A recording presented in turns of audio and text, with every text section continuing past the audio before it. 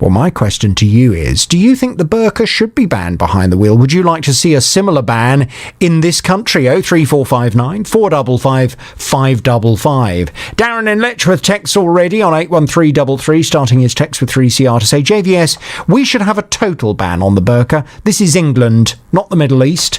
Well, Alan has called to have his say. Good morning to you, Alan. Hello, Jonathan. Good morning. We couldn't do a thing like that in this country. You know why? It would be too sensible a thing to do. Simple as that. I agree with Dan, that email you just had from Dan or text. It should be a total ban in this country of people wearing the burqa for safety and security. And I can't understand, but it's too sensible a thing for our government to do. Far too sensible. Well, you say sensible. I mean, maybe the reason the government have decided not to do it is because they don't want to upset an awful lot of people. And surely you will accept that there are many women who do wear the burqa, whether they're driving or not, who would be very, very upset if the government said you're no longer allowed to do this. Well, Jonathan, I'm sorry that we should upset people for wearing the burqa when people could have crimes committed against them by people wearing the burqa. I'm so sorry for them people that are upset when there's people that are could be robbed by people wearing the burqa and drivers wearing these burqas just hit into people. And, you know, I'm sorry for people to be upset. I feel my sympathy with the victims, and I think we appease everybody in this country, and it is England, for goodness sake. When in Rome, you do as the Romans do, full stop. Stay there, Alan. Let me bring Ruba Ali in, who's worn the veil whilst driving for the last 20 years. Good morning to you, Ruba. Oh, good morning, Jonathan. How are you? I'm well, thank you. So Alan says it would be too sensible for us to ban the burqa behind the wheel. I think he's being sarcastic. He would very much like it to be banned. What do you say to him, Ruba? Well, I've been driving with the veil on for over 20 years. I never had a problem or issue with it. And I think as long as you can see, I don't see what the problem is. I really don't. So I think it's just down to people's prejudice. With the driving transport, they've deemed it as safe as well. So everybody has a right to drive, whatever their background, whatever their religion. And we should look at women's safety in this, because women who drive, especially, covered, they are more safe than going on the road or the pavement, where there's been an increase of acid attacks. I feel safer driving than walking the road because, let's face it, there has been an increase in acid attacks. Can I just ask, before we get too sidetracked with acid attacks, can I just ask, Alan, when you listen to Ruba saying she's done this successfully for 20 years, never had a problem, tell Ruba why she shouldn't be allowed to wear her veil as far as you're concerned. Well, Ruba, let me just say this to you. You say it's your right to do this and do that. You really annoy me like anything for you to say it's your right. What about the rights of British people to wear a crash helmet if they went to a petrol station or a bank? What about their right? They would be told to take it off. We're not talking about going in a bank. We're talking about driving a car. And to be honest... Well, if you wanted to wear a crash helmet while you were driving a car, I think you probably could. Yeah, you could. Yes, Jonathan, you could wear a crash helmet driving a car, but you know what I meant about the bank and the petrol station. No, in this country, people like this Ruba driving around with a veil, they should be stopped and fined on the spot, full stop. But why? Ruba's been doing it for 20 years without a problem. Tell Ruba why what she's doing is wrong. Well, the fact that she's been doing it for 20 years, there's always the next time. As far as I'm concerned, it should not be allowed, full stop. Why? Why? Well, oh God, why? Well, it's just not right, Jonathan. You asked me to say why. Why? Why shouldn't she? Well, she's got little slits in her eyes, hasn't she? She can't... Right, okay, when she wants to turn right... As I can see, and I've been a safe driver, and you're basically saying British people, you're forgetting something. I was born in this country. I was born here. I hold a British passport. I'm not an immigrant. Yeah, I'm if you're a British passport, just like you, I respect your rights. Ruba, you're not tolerant, and you don't respect my rights. Ruba, if you're born in this country, you should remember the saying: "When in Rome, do as the Romans do." Full stop. I'm sorry. Well, the thing is, like I said, you're not respecting my rights.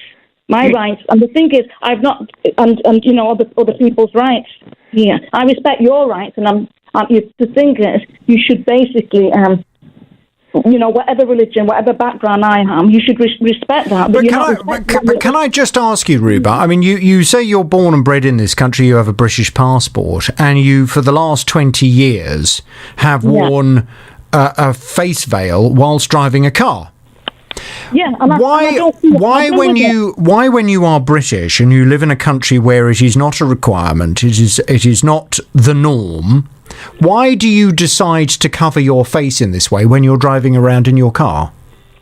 It's my choice to wear what. Yeah, but why have you made that choice? You have the choice. I think I've said this in previous programmes that we should all respect other people's. But why have you made that choice? In the same way that I've asked Alan to try and articulate why he has a problem with it, why do you want to wear it? I feel a lot safer, and I feel really safer driving. Safer from what? If I were walking around the streets. No, we're not talking about walking, we're talking about driving a car. Why do you feel safer? Why do you feel safer? You're less likely to be abused, you're less likely to be attacked. And I did actually give the example of having an acid attack. No, but you're talking about walking. When you're driving a car, you're not going to have an acid attack, are you? Because you're in your car. So why do you feel safer when you're driving a car wearing a veil?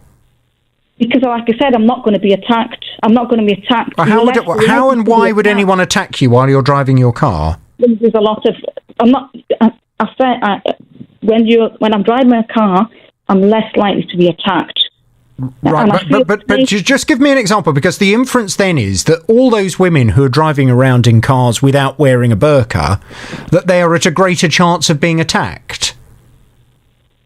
Yeah, I mean, we live attacked by whom? Attacked by people. It's a very unsafe world we're living in at the moment.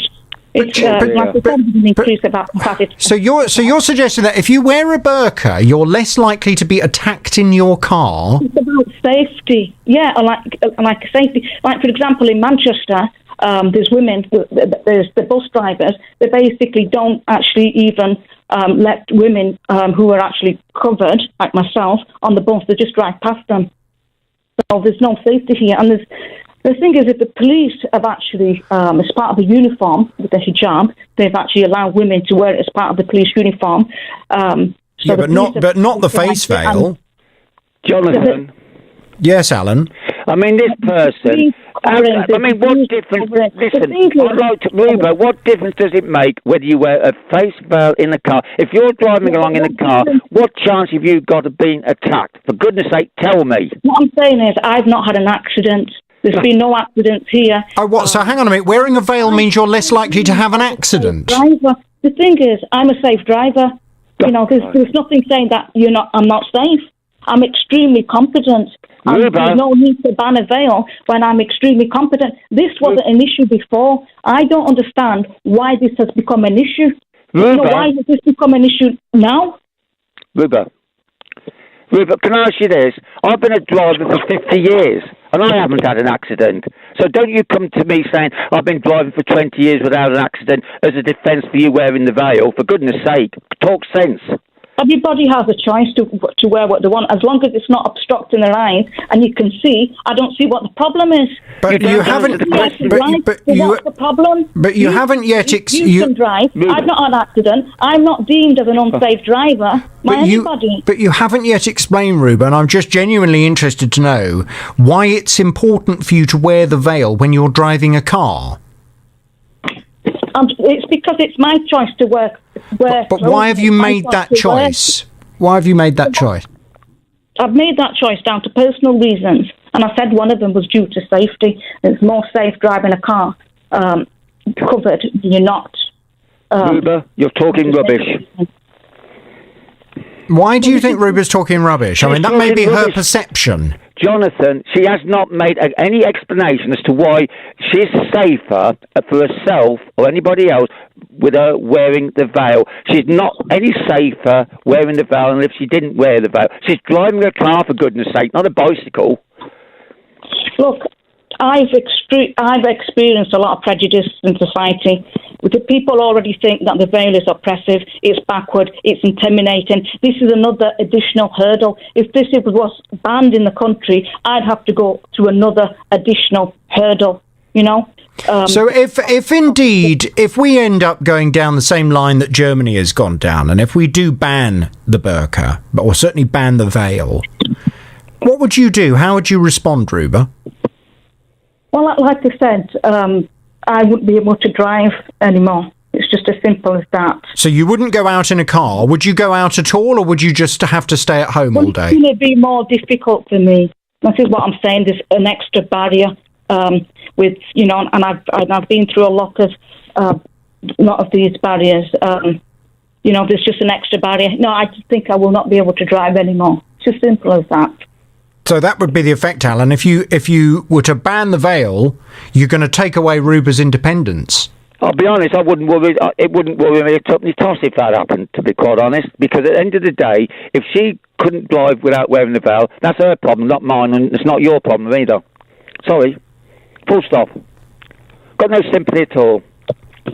So Ruba just have to stay at home and deal with it? Well, if by her not wearing the veil stops her driving, she's got a problem with that. Not you and I, Jonathan. I wouldn't worry a tuppenny toss about that, to be quite honest. I think there's more worrying things in the world than Ruba, who can't drive if she doesn't wear the veil. I'm sorry, I wouldn't lose any sleep if she couldn't drive, if she didn't wear the veil. Ruba, do you want to respond? I think it's really sad with his comments, because he doesn't understand. He doesn't understand that the problems that I've had to face, and he doesn't actually care. But I think a lot of people listening to this would understand, and they would care, because women have to go through a lot of barriers, and he's saying, yeah, that's my own choice. But everybody should respect other people's choice, and this is what really tolerant means. This is why this country is But Ruba, I know you and I we've come to blows over this issue many times. But surely if what we all want is to integrate, and if we all want to just get on, and I certainly would never want to be unkind to anybody else because of their religion or because of their ethnic background. And I'm sure you wouldn't want to be unkind to me or to anybody else because of our religion or our ethnic background. But isn't wearing an outfit that is so different to what is considered to be culturally the norm in this country, aren't you the one who's pushing yourself away from the rest of society? No, people need to be tolerant. People are scared of the unfamiliar. Alarm bells get ringing. But, we're living we now have access to the internet, and it's all about... So are you tolerant of everyone else? I respect everybody's wishes. Right. I respect their wishes, but they don't respect my wishes. Right. My wishes, What about me? So for I'm being here oppressed, but not by basically saying that I'm not allowed to wear, which is completely safe to me. Do you respect homosexuals? Well, everybody has their own choice. What they do, what they do, that's their choice.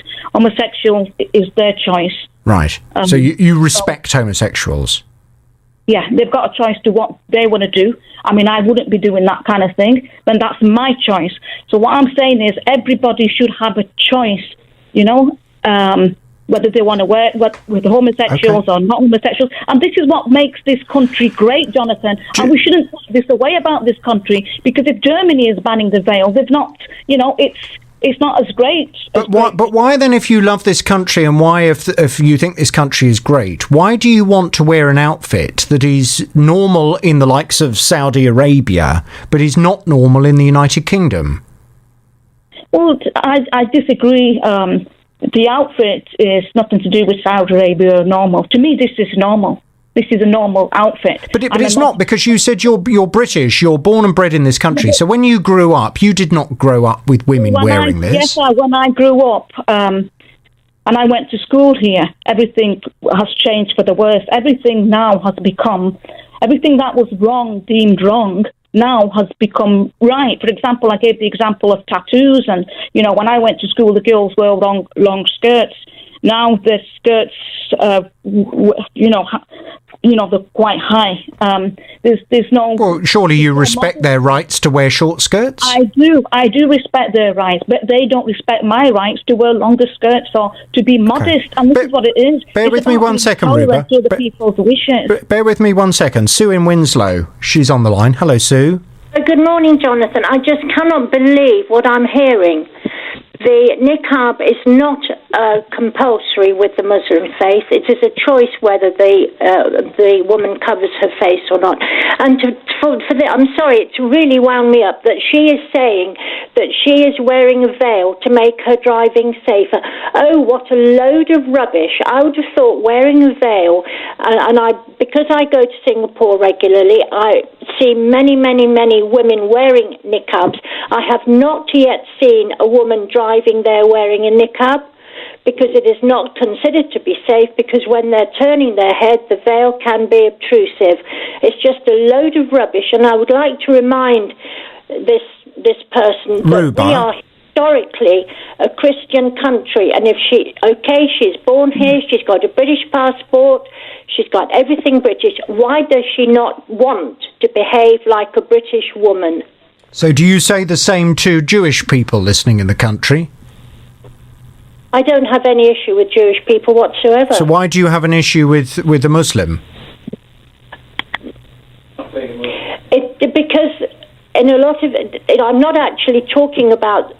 I feel that if you choose to take on a British passport, you should start becoming British. Right. So the Orthodox Jews then who live in, for example, Golders Green in North London, who bring their children up in this country, born and bred in this country, bring their children up to have the curly hair and, to dress like an Orthodox Jew. Do you think that they are doing the wrong thing as well?